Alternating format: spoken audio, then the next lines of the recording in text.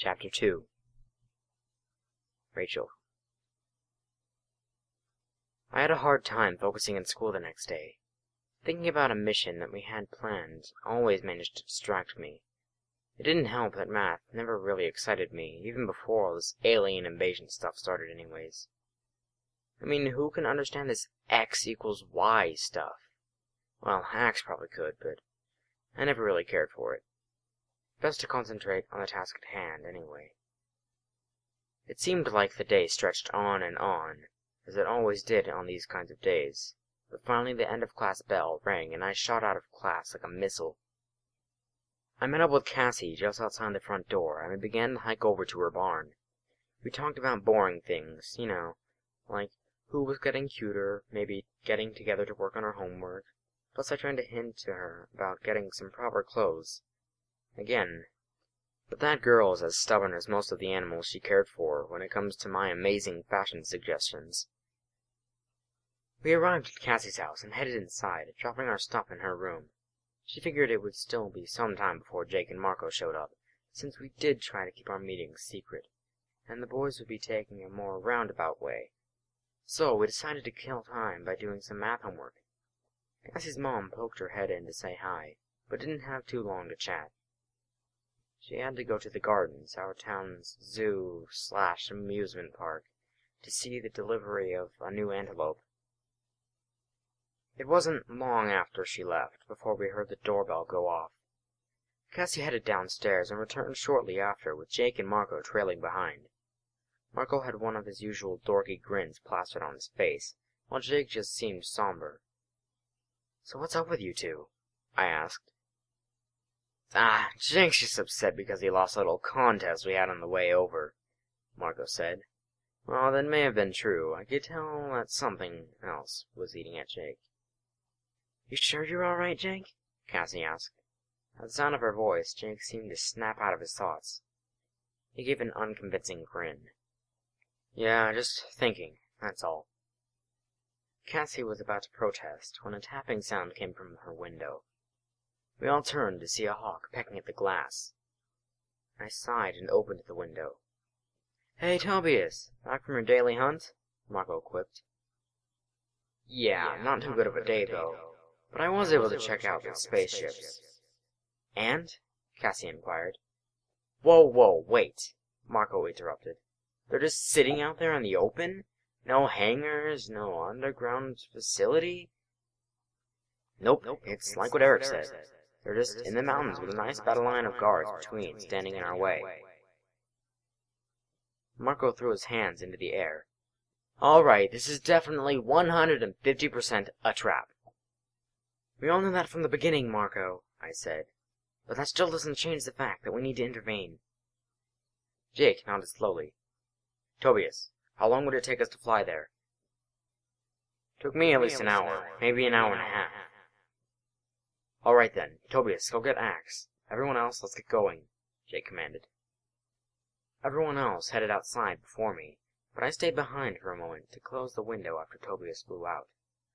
By the time I made it outside, they'd all stripped down to their morphing outfits. See, the one flaw with morphing, aside from the whole stuck-and-morph deal, is that you can only morph skin-tight clothing. So I was forced to give up my matching shirt and jeans for my black leotard. I closed my eyes and concentrated on my chosen bird of prey, a bald eagle. I could feel my bones as they began to hollow and shrink, and the ground suddenly got a lot closer as I shrank. Now, morphing might actually be cool if it wasn't so illogical. Luckily, the analytes found a way to numb the incredible pain that I'd be going through right now. I glanced over at Marco, who was midway through his own morph, that of an osprey. I had to suppress a laugh, since he was only about 2 feet tall and had a giant beak sticking out of his face, but he was otherwise unchanged. I looked at Jake, also about halfway into his peregrine falcon morph. He also had a giant beak sticking out of his face, and his arms were replaced with giant goofy-looking wings. His chest was also covered in equally giant feathers. And then I looked at Cassie. Now, Axe had said a while ago that Cassie had a natural talent for morphing, and looking at her now, you could easily see why. Unlike the rest of us, who looked like a bunch of circus freaks, Cassie was smoothly transitioning into her osprey morph. Feathers rippled and sprung up across her skin like droplets of water, and her wings grew smoothly from her arms. After a few minutes, the four of us were all in bird morph, riding some mid-afternoon thermals. The eagle part of me was constantly scanning the ground far below, as easily as if I were reading the page of a book right in front of me. When I turned my head up again, I spotted a red-tailed hawk and northern harrier flying towards us. "All right, Tobias," Jake said. "Lead the way." We all followed behind Tobias, spacing ourselves out appropriately. So many different kinds of birds of prey flying together, especially those that sometimes hunted each other, would likely draw attention. We flew in silence for a while. It was Axe who spoke up first. "Prince Jake, I see some form of clearing up ahead. From the ground it would appear natural, but it is clearly manufactured when viewed from above." Axe was right. Looking at the area he mentioned, it was fairly easy to see how trees had been cut down irregularly. Silently, we descended to the clearing and perched among the bordering trees. "All right, Hawkboy, I see a nice wide-open clearing, but no spaceships," Marco complained. "Most likely the ships are concealed beneath a cloaking device, so as to avoid potential discovery by passing humans," Axe pointed out. "Captain, I suggest we engage our own cloaking device." "I do not understand, Marco. We do not possess a ship, nor am I a captain." "It's a joke, Axe," Cassie explained patiently. "I fail to see the humor in it," he replied after a moment. "Guys!" Tobias interrupted. "I hear voices." We all stopped bickering and listened. Now that I was paying attention, I could easily hear two voices speaking below us. "Are you sure this many troops are necessary?" "According to Visor 7, they are. From what's been shown to us in the reports, this species isn't an easy one to take over.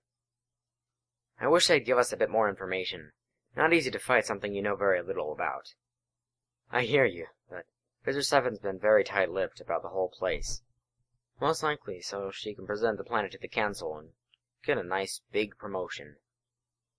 "Well, Visor 3's being awfully nice to her, don't you think? Not like him to willingly give up troops like this. You obviously didn't hear the transmission between the two. Trust me, he's not too pleased about this one bit." "Now that's more like him." "Did you get a look at her new host body?" "No, but I don't think he did either. She said of Visor 3 that she wanted this new host to be a surprise." "Perfect. Now we have Visor 3 and Visor 7 to contend with. This war just gets better and better." "Marco, do you do anything beyond complain?" I said, somewhat angrily. "Axe, what do you know of this Visor 7? Jake asked before Marco could respond. "I vaguely remember that you're from training. She is a very deceptive Visor, who would have had a higher rank by now if the Andalites hadn't defeated her in several battles." "Huh, she probably tricked Visor 3 into lending her these troops then," I said with a laugh. "Okay, everyone, demorph and go small. We need to sneak on board and do some damage," Jake said once the controllers had passed. "Let's do it," I said proudly. "Have I ever told you that I hate it when you say that?" Margot said cynically. After another quick morph, 6 flies were zipping around in the clearing. As best as we could, we searched for the cloaked ships or any other sign of controllers, but fly vision isn't the best. Try imagining a kaleidoscope as your main source of viewing the world, and you might come close. "Hey, guys," Cassie squeaked. "I think I've landed on something, but I could swear I'm still in midair." I spun around in midair and backtracked to her position. Sure enough, a lone fly seemed to be resting in midair. I hovered close to the area and soon felt my spiny legs bang against something hard. "Guys, I think we found one." "Oh, this was a brilliant plan. Now what, oh fearless leader?" Marco said. For a moment, there was silence. "Axe, do you think we could find a way in?" "Perhaps, but it will take time, especially seeing as how the ship is cloaked to these primitive eyes." Suddenly there was a huge spike in vibrations from the ship. Looking at it as best as I could, I saw something appearing in the air. It was like a door opened in the air itself. "I think I just found our way in." "All right, everyone, move. Now," Jake commanded, and we took to flying again, heading for the door as fast as we could. It was dark inside the ship. The only light was coming from the open door. As best as we could, we navigated through the dark and hid on the ceiling. We waited attentively for about 10 minutes, but nothing happened. "This doesn't seem right," Marco said. Where are all the people? Alright, Axe, you find us a good spot and demorph. At once, Prince Jake. Axe flew down and began to demorph. I tried to follow him, but the darkness combined with my uncooperative fly eyes made it difficult. The rest of us waited anxiously for Axe's answer. Prince Jake, the reason there are no humans here is because we have stumbled onto a ship designated for weapons. I believe it should be safe for the rest of you to do more. One by one, we flew to the ground and returned to our normal selves. I was glad for the darkness during this. Watching a person emerge from a fly is not the most pleasant thing in the world. When we were finished, I fumbled around for a bit until I hit the lights. "Oh, wow, they're really serious about fighting these things, aren't they?" Cassie commented. All around us were racks of handheld Draken beams, the Yerk's signature weapon, as well as bombs, missiles, and even a fair number of rifles and shotguns. "Well, this is good," said Jake. "We take out the weapon ship, which should slow them down a bit." "Am I the only one still wondering why the hangar opened so suddenly?" Marco asked. As if on cue, we heard voices nearing the ship, coming from outside. "Why do we have to check the ship again? This is the third time today." One of the controllers from earlier was complaining, fairly loud. "Quiet, you fool! Do you really want the visitor to hear you whining? Plus, do you want to be the one that tells Visor 7 that her weapons ship crashed during takeoff?" "Good point. So, does everything check out?" he said after a pause. "Looks like it. I guess we should head to the human ship and prepare for launch. We've only got 10 minutes before liftoff." The sound of the door closing behind him cut off the rest of whatever he was going to say. "Please tell me he did not just say this ship is leaving now," I asked. Before anyone could answer, the computers began to flash to life, and the engines roared as they powered up. I scrambled around, finally noticing a door set into one of the walls. As I neared it, it opened automatically, and I found myself in what appeared to be the control room. Curiously, it was unoccupied. "Axe, get over here!" I called. The bright blue Andalite calmly walked over, looking around the room. "It is a bridge of the ship," he stated matter-of-factly. Axe walked over to a computer and stared at the screen for a few moments. They were controlling the weapon ship via remote, possibly because they feared one of the missiles or bombs exploding. He examined the screen some more. The signal was encrypted, and would take too long to break. "Guys, I think we're in trouble," Marco spoke up, walking into the control room. He pointed above the computer screen out one of the windows I failed to notice earlier, and I looked up just in time to see the moon pass by. "Have I mentioned that I hate being enclosed in enemy ships before?" Tobias said as he, Jake, and Cassie came into the control room. He was perched on Cassie's shoulder, since there wasn't much flying space for a hawk. "We are going to be so late for school tomorrow," I said, moments before the ship jumped into Z-space. Alright, so that was another relatively short chapter. It's funny because that one probably took one of the longest amounts of times of any of these videos on this channel to actually record all of it and get it up. Best part is it only had like about 2 minutes of bloopers, which I won't be able to fit at this point because I'm taking too long to talk. But I still got some editing to go for the audio because, you know, the echoes for when they're speaking through mind speak. But yeah, so there are no ponies involved yet. But I promise you, the next chapter involves ponies. So we'll be there. Woo. So this was a good chapter. Except for the fact that I had to read as a girl, and it wasn't really a pony. First-person perspectives are going to be really awkward. Just going to point that out now.